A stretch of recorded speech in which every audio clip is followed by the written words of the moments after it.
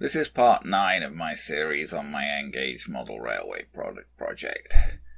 Previous parts provided an intro to the project and my background with the railways and covered initial setup of the baseboard, selection and laying of track, various scenic items from Metcalfe, Kestrel, Ratio and PD Marsh kits, and built from foam, etc., and a review of my period LMS and LNER rolling stock, and installing and weathering a Kato motorized turntable.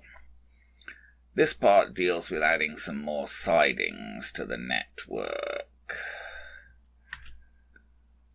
When I added the turntable, that took away one of the 2 sidings that I had previously in my yard area when I initially set up the layout, leaving me with only a single siding on the entire layout, since the turntable area is strictly for turning and storing locos and can't be used for parking rolling stock. This really wasn't very satisfactory for operations, so I more or less immediately turned to thinking about how I could add more sidings to the network. There wasn't really much room, and I definitely didn't want to make the board itself bigger. I couldn't see any way to get more sidings usefully into the existing yard area. I did wonder about the inner area to the bottom left in this picture, but that was always intended to be more rural, and in any case it would have been extremely awkward, if not impossible, to turn sidings into it. So I came to the conclusion that the only solution was going to be to use the area to the right, top and top right of the board, as seen here. In terms of obtaining track for this addition, I decided the best solution was to buy Kato's V3 rail yard switching track set. Generally, you get slightly better value for money buying the track sets as opposed to buying the individual components, provided, of course, that you actually want all or at least most of what's in the set. In this case, I wanted to add 3 more sidings, so I definitely needed 3 sets of points and their associated control switches, given that I wanted to be able to control everything from my control center. I found a local hobby dealer, Otter Valley Railroad in Tillsonburg, Ontario, who had the V3 set in stock at a price a bit less than what the 3 sets of points and their switches would cost me individually. Now, this was still during the COVID emergency, so the store themselves, they were actually closed, so I couldn't go down there and pick things up. I went ahead and ordered this set from them mail order. I also at the same time ordered 3 Kato extension cords, as I knew that the points were going to be too far from my control center for the 35-inch wires that come attached to the points to reach. And in addition, I ordered a pack of 45-degree curves, 4 to a pack, since I would need to take my sidings round the corner of the board. This was my first sketch of how I thought the additional sidings might fit in. This was just a rough concept, not properly to scale, and when I made paper templates based on my existing points and tried them in the intended area, I realized that this design wasn't quite going to fit. There wasn't enough space at the right side of the board, and the 3rd siding would actually come out too far and be off the edge of the board. Note that the V3 set comes with number 6 points, and I wanted to stick with those. Number 4 points are tighter, and there's a V4 set that comes with those, but I have heard that the number 4 points cause more problems with rolling stock, and I have enough problems with track going over points as it is without pushing my luck any further. I found this diagram showing the dimensions of the Kato number 6 points and associated tracks and the track separations that would result from various combinations. Based on this, I came up with my next idea. I figured that I could fit the 3 sidings in at the end of the board as originally designed if I tucked in the end of the outer loop by about 45 millimeters. I couldn't move that track in a lot more than that because of the pillars for the viaduct, but according to the dimensions I had for the point geometry, the 45 millimeters ought to be sufficient, given that the spacing across the 3 tracks should come out to just under 150 millimeters. In order to tuck in the outer loop like this, I would need to shorten the 2 straights marked in green, and I figured I could do this using the technique for customizing Kato Unitrack that Mike Pfeiffer showed in his videos, which I did end up using, but not for this purpose, as you will see in my next video. On further thought, I decided that I wasn't very keen on shortening the outer loop, and in any case it would be more useful to have sidings coming off in both directions rather than having all three coming off in the same direction. So I came up with this third design, with two sidings in red coming off anti-clockwise at the end of the board, for which there was already room, and a third siding in blue coming off clockwise just to the west of Colville Station at the south of the board, and threading between the two anti-clockwise sidings. Just around the time I arrived at my third design, my order from Otter Valley Railroad showed up in the mail. Here you can see the V3 siding set, the pack of curves, the 3 extension cords, and an extra couple of bumper tracks I ordered since I already had parking tracks without bumpers on the end. Note that the extension cords I got were blue and white, which are the ones sold as power extensions. The one Cato sell as turnout extensions have red and black wires, but other than the colour of the wires, they are identical, same length, same plugs.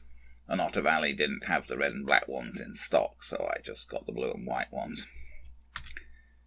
Now that I had my additional track, I unpacked it and laid it out on the board. The V3 set comes with 2 left points and 1 right turn point. The control switches for those points, a couple of 15-degree curves to turn track back in parallel, and some straights. I started to get the track into position according to my third design to verify how things would actually work out. I was pretty sure that the concept was basically sound, but I wasn't too sure how things would work out in terms of the length of the straights, which could be a bit fiddly in order to get everything to fit. I rather expected that I would have to customize 1 or 2 track pieces using Mike Pfeiffer's method, but in fact I managed to get the track down basically following the design without needing to perform any surgery on track pieces. I was helped by the fact that I have 5 bumper tracks, 3 that came with the V3 set and 2 extras that I bought.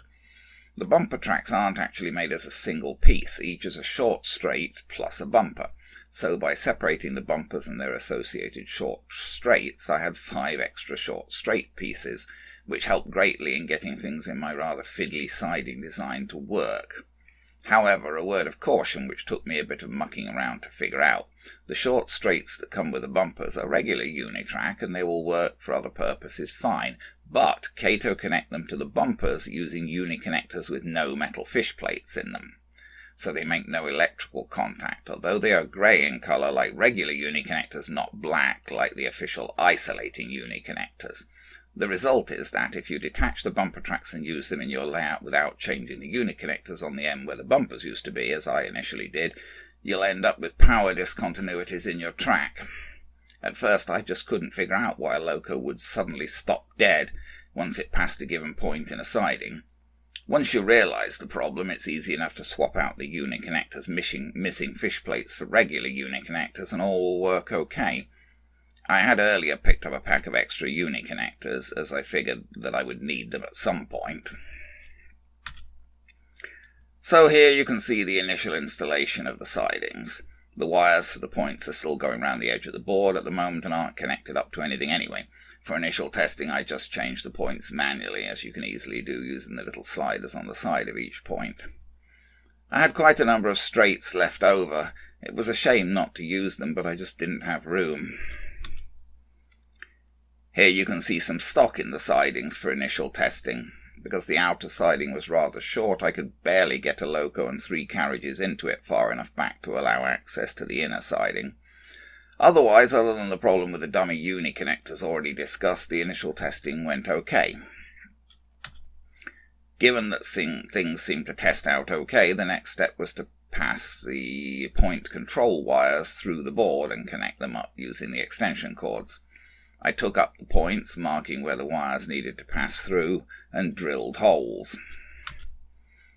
Here's the point for the clockwise siding, lifted and with its hole drilled. And here are the other 2 points with their holes. Because the wires come attached to the points, the plugs need to pass through the holes, so about a 1/2-inch hole is required. And here are the sidings back down with their wires now going through the board and out of sight. and now tested with stock and remote control of the points. And here's another view looking down into the end of the anti-clockwise sidings, with the clockwise siding coming back between them. And this way looking down into the clockwise siding with the end of the long anti-clockwise siding coming in between the two tracks.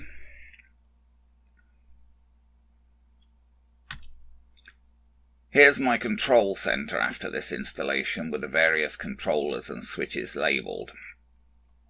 It's not very tidy and could doubtless do with some improvement, but it does work for the moment. And I have the various switches laid out in a way that seems logical to me in relation to the location of things on the layout. So I generally don't have trouble remembering which switch controls what. Though to be honest, I certainly do often have to stop and think in order to decide exactly what I need to do to achieve a desired operational effect.